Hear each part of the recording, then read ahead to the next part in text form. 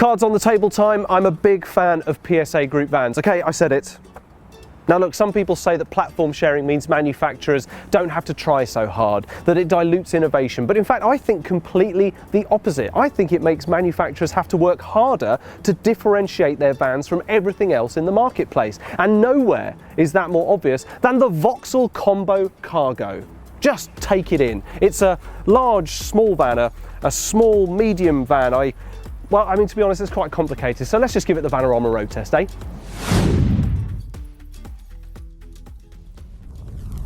Before we start, I just wanted to say that if you enjoy this review, please make sure you subscribe to the channel and click the bell so that you get notified whenever we post content just like this. And if you're in the market for a brand new vehicle, head to vanarama.com. Right, let's get this started and start at the front. Now, this is the Vauxhall Combo Cargo, and they call it the L2H1. Now, there's only one height option, but this is the longest length. At the front, oh, it's just glorious. I love the big shiny Griffin badge right here. I love these metal accents which sweep along the front of the grille and into the headlights, which themselves sweep around the side of the vehicle to this nice point. The front end is actually really good looking. Usually I'd say that the Citroen Berlingo's kind of snub-nosed look is my favourite, but actually I'm beginning to get turned towards the Vauxhall Combo.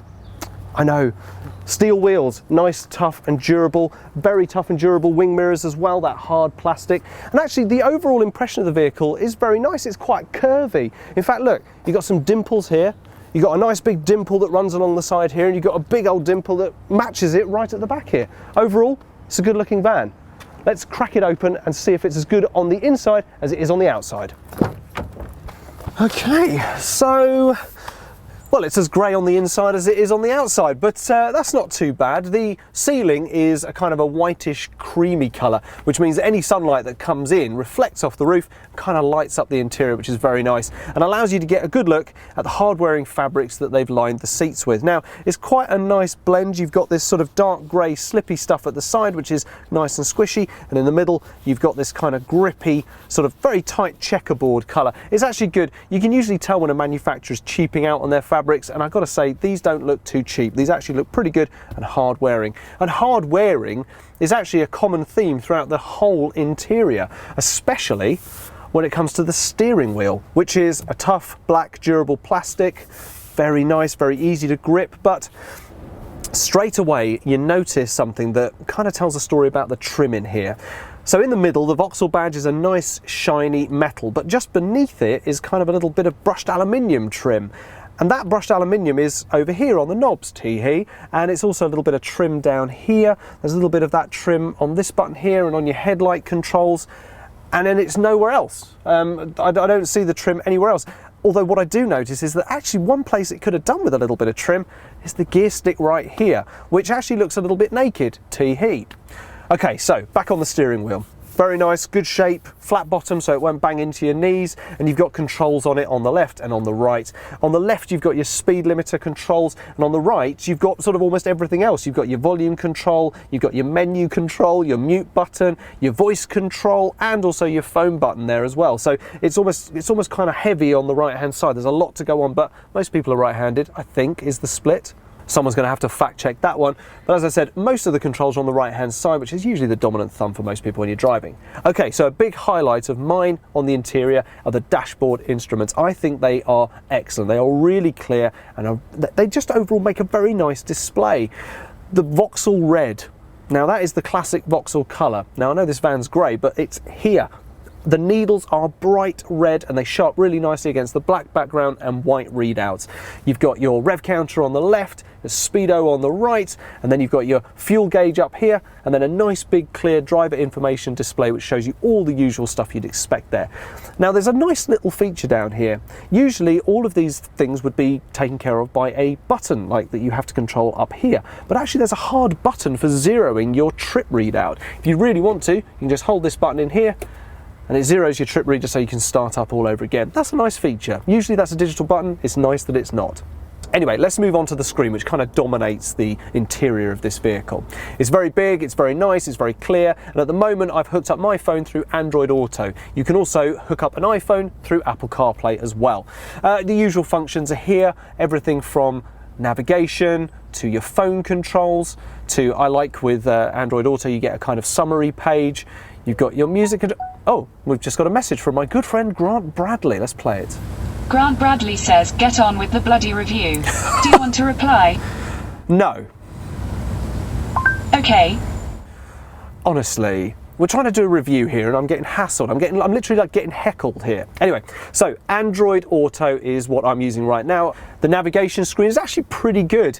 You can use the one that's on your phone if you like, but I've got to give Vauxhall some credit. This one is very nice and very clear and easy to use. You've also got your app screen. There's Apple CarPlay and Android Auto, which is what we're using at the moment. And then you've got a basic settings screens, which allows you actually also to set up profiles. So if you've got multiple users of this vehicle, you can actually set up a profile for each one. It allows them access to different apps, and just, you know, as soon as they get in, they go, "Ah, welcome, you are here, excellent, here's your profiles, here's your volume." And finally, they've got some built-in phone functions as well. But interestingly, this has actually taken me straight back to my home screen on Android Auto. That's pretty nice. Well, there you go, that's the screen. Now, below the screen, we've got your hazard light button and you've got your main locking button just to the right of that. And they're flanked on either side by some quite basic looking grills. Now look, I'm not calling them basic looking to be disparaging. I'm just saying that usually when something looks basic, it means it's going to last a while. And that's great. That's really what you want with the van. Below that, you've got all your climate controls. You've got your aircon. You've got that weird sort of trim around the knobs, tee-hee. Below that, you've got a nice tray, which is where I've stashed my mobile phone. And as you can see, it's all hooked up by USB to the screen. To the left of that, you've got your traction control button. You can just turn it on and off. Next to that is a blank button. And you've got your little coin holder here, which is very useful. You don't see that often enough in vans these days. I love it when there's a little coin holder. You've got an electric parking brake. I'm not the biggest fan of electric parking brakes, but this one does the job absolutely fine. And there it is, there's that gear stick. Well, it does still look a little bit naked, tee-hee, but I think it could do with some chrome. Just around here or just on the top. Just something to set it off, match the rest of this interior. But the lining is very tough and durable.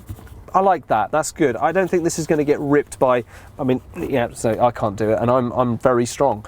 It sits on this centre console, which juts out quite a long way, and I think would impose quite seriously on the legroom of the person sitting in the middle. So, in my opinion, this van is perfect for someone that doesn't really need to carry a third person around all the time, and that's fine. Below that, we've got a 12-volt socket with its own little hatch. That's very nice, very good addition. And then we move on to storage. I've got to say, this is one of the places where this vehicle falls down. I'm going to be completely honest with you right there. It does a little bit. Now, cup holders. Everyone who's seen my reviews knows that I love cup holders, and the PSA Group cup holders are just not great. They're not really that big. There's two of them, one on either side. You can fit stuff in there, like a small bottle of water, but anything bigger, anything like a sports bottle, it's not going to fit. That one there, well, look, everyone thinks this is a cup holder, but it's not actually. This is where the IntelliGrip would go if you went for that option. But instead of kind of just covering it over, they've put this in here, which everyone immediately thinks, oh great, I've got a cup, hang on, what am I going to fit in there? Now, we searched high and low, and we worked out that the only thing that would fit in there is a Starbucks espresso cup. So well done, Starbucks, you've got the job. Door storage is, again, a bit of a mixed bag. The big pocket is good enough to hold a bottle, but there's a little strange cubby behind it, which I'm pretty sure most things would just fall out of. There's a nice flip-top bit of storage up here, which has a nice lift-up lid. There's quite a lot of room in there. You'd fit a fair few things in there. Sandwich, lunch, paper, maybe a couple of documents if you folded them up. But then there's this weird one that's right behind the screen, which I mean, to be honest, it's very hard to get to. It's not really that deep, but I guess whatever you stick in there is going to be held in place by the screen. So, you know, every cloud has a silver lining.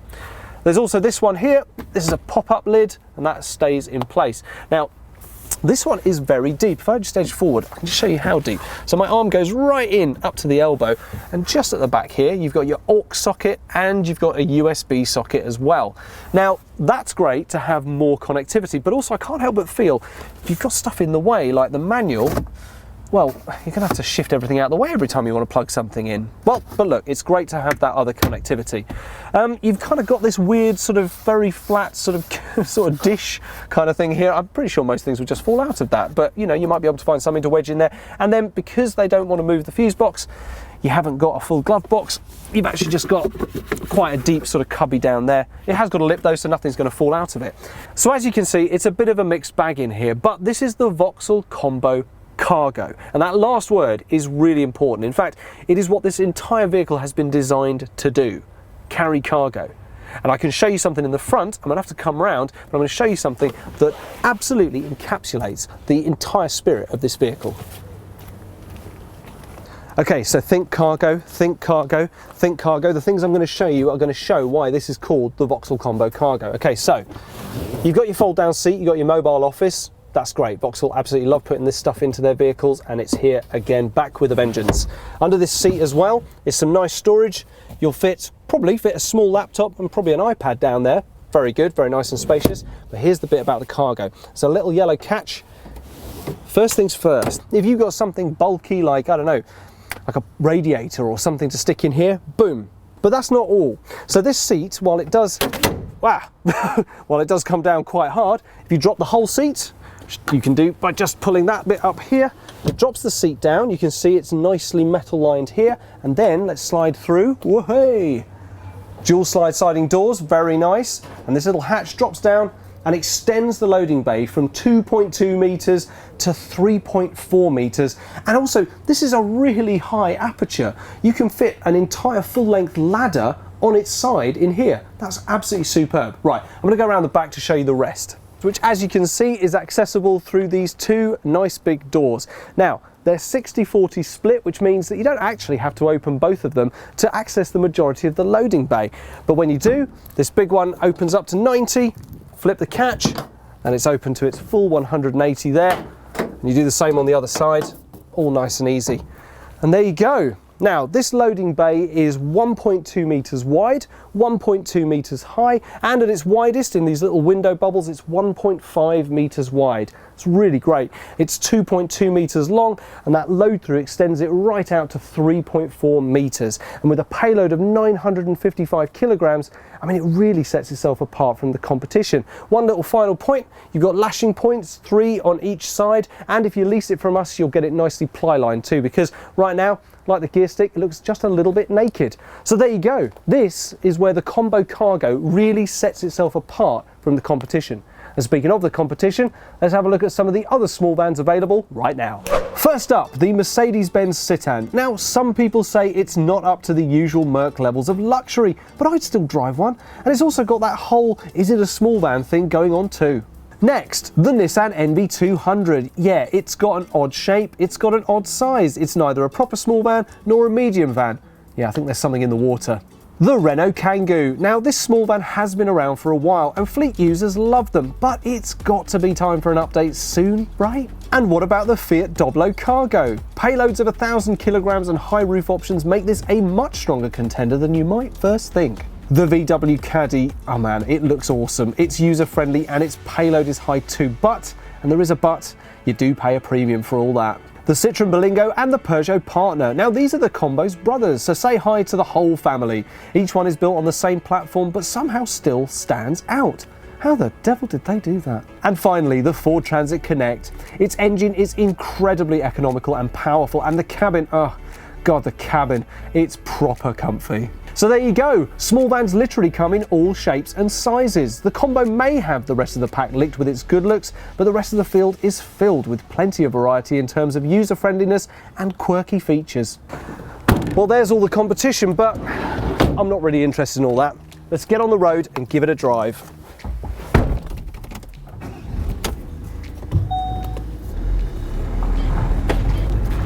The 1.5 litre turbo diesel engine that sits under the bonnet of the Combo Cargo is actually quite nice and responsive. It's also really quiet. There's not too much noise, there's not too much growl, and as you change gears up and down, it actually responds really smoothly. I'm quite surprised because having been in some smaller vans with the same sized engine, they often feel, you know, like there's a big burst of speed, or you really feel like you're being pushed backwards and forwards in your chair with every gear change, but this one is actually really smooth. I don't really feel anything. There's no rumble, there's no nothing. It's almost as if it's not even driving, but it is. Okay, so I did knock the gear stick a little bit earlier on, and you know, it does sort of feel a bit kind of rubbery and a bit sort of squidgy at the top, but it's really easy to use. There's no real shunting around. You're not trying to sort of smash gears into place. It's nice, it's responsive, it moves well, it moves backwards and forwards really easily. It's quite soft, and actually the more I sort of, you know, play with the top of it, it actually just feels quite pleasant in my hand. Yeah, you can decide whether this was a worthwhile point of the review. And here we go, we're just about to cross the roundabout onto our little test hill on our test circuit. So here we go, onto the hill. All right, we go on in second gear. Lots of power from the engine. Into third, nice smooth gear change. No let up in power if I put my foot down. There's still quite a lot of response, even on an incline of what I'd say is probably around sort of 25 to 30 degrees. Into fourth, still bags of power as the hill plateaus out. Yeah, it's nice and responsive. I'm actually really impressed. Yeah, really impressed. It's that British build quality. Good old Vauxhall, best of British. You know what they say about Vauxhall? Best vans in Britain. Although they are the only ones made in Britain. Kind of gives them an edge. Having driven this vehicle around without really anything in the back, I know that the suspension is a bit spongy, but now it's got something in the back. I've got a few pallets in the back there. The suspension is stiffening up quite nicely. There's not so much bounce when you go around corners. It's really, really good. It's a very dutiful vehicle. It's even nice just sitting still in this vehicle. It's actually really comfortable. The driver's seat has lumbar support, which I've kind of fiddled around with and got into quite a nice sort of position. Feels very good, very comfortable. The hard-wearing fabrics mean I'm not slipping around on the seat too much. Yeah, it's nice. I gave the cabin a little bit of a knocking earlier, but, you know, sort of regretting it really, because it's actually really comfortable. Not really noticing it. Then, of course, that's the point, isn't it? When you're driving the vehicle around, you don't really look around the interior too much. So I guess, what on earth was I complaining about? The Combo Cargo is a little bit of a conundrum, and I kind of touched on it earlier in the review where I couldn't quite decide what to call it, whether it was a large small van or a small medium van. But I guess that's the point. They called it the Cargo for a reason, because it's capable of carrying a lot. That's where this vehicle really shines, and it does shine there. But it also shines in the drive. I was probably a little bit harsh, maybe a little bit overcritical of the sort of lack of stuff that you had to fiddle around with in the front of this vehicle. But now I'm driving it around, I'm not needing to access any of that stuff. Storage is an issue. Let's not split any hairs about that, okay? Storage is an issue in the cabin. There's not a lot of it, and what you have is not great. Cup holders aren't particularly brilliant. But actually, when you're driving this vehicle, the whole point of why it was designed, why it created, why it exists, becomes really apparent. It's a cargo vehicle. It's designed to ship stuff from place to place, to carry lots of stuff, to make it easy for tradespeople to get around and do what they need to do. That's it. Whether you've got a good cup holder or not is kind of secondary to that. This vehicle actually is quite a pure one. The cabin is stripped back so that they could focus on all the other stuff about it, and I really like that. That's a really nice thing to be able to kind of hold on to about a vehicle. It's probably fair to say that I'm most passionate about vans like this that are really pure. They're not trying to do too much. They're trying to do the one thing that they've been designed to do really well. And the Vauxhall Combo Cargo, with that clue in the name, does it. It does it really well. It succeeds on all fronts. And it's not like it's having any problem with any of the road surfaces I'm throwing at it.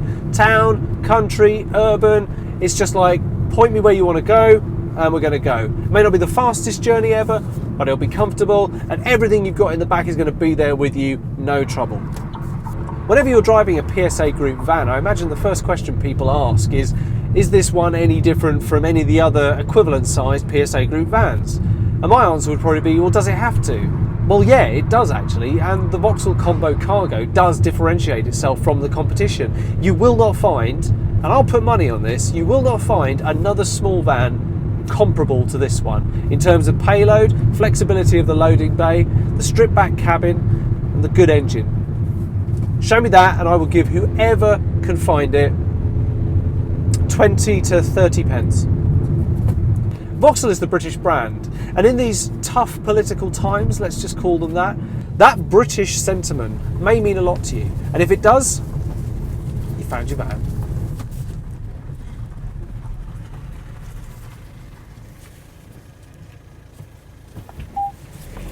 So, how do we finish this one?